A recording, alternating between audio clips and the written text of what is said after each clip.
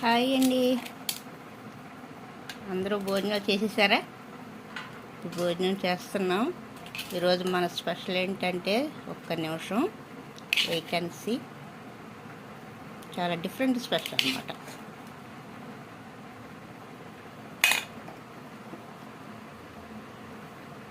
ఆవకాయ